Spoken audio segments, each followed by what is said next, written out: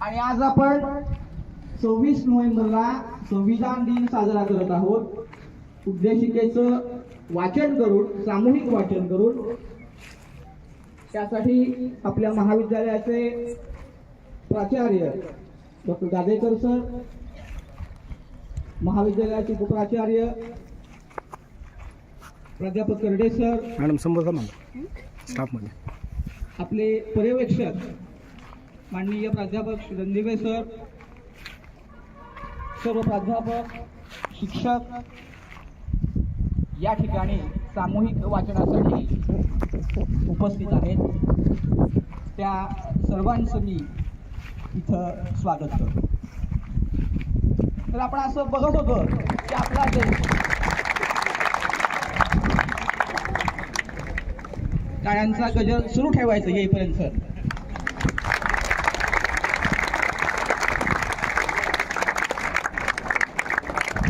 सामूहिक वाचनासाठी महाविद्यालयाचे प्राचार्य, उपप्राचार्य, पर्यवेक्षक, सर्व प्राध्यापक, शिक्षक, शिक्षकेतर कर्मचारी,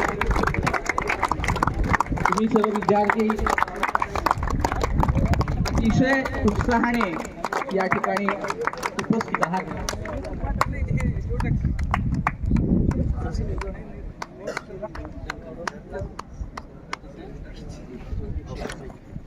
तर आपण या संविधानाने एकत्र बांधले गेलेलो आहोत आणि मग हे संविधान प्रत्येक घरापर्यंत पोहोचावं या हेतूने हा सामूहिक वाचनाचा उपक्रम शासनाने राबवलेला आहे.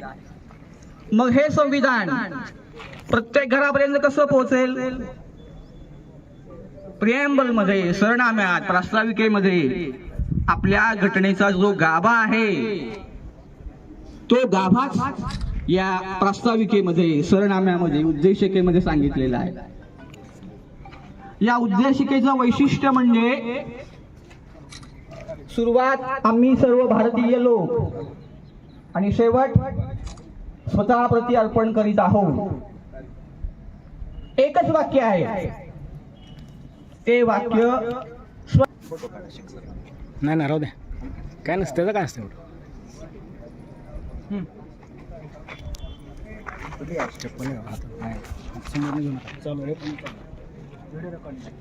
व्हिडिओ.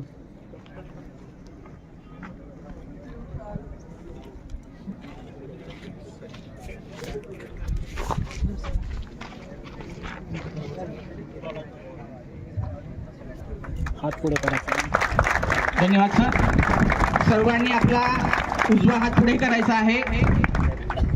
यानंतर आपल्या महाविद्यालयाचे प्राध्यापक श्री माने सर उद्देशिकेचं वाचन करतील. त्यांच्या मागे आपण मोठ्याने एका सुरात, एका तालात हे वाचन करायचं आहे, म्हणायचं आहे आपण सरांच्या मागे. माने सरांना विनंती करतो त्यांनी उद्देशिकेचं वाचन करावं. ए आवाज. आम्ही भारताचे लोक, भारताचे एक सार्वभौम, समाजवादी, धर्मनिरपेक्ष, लोकशाही, गणराज्य घडवण्याचा व त्याच्या सर्व नागरिकास सामाजिक, आर्थिक व राजनैतिक न्याय,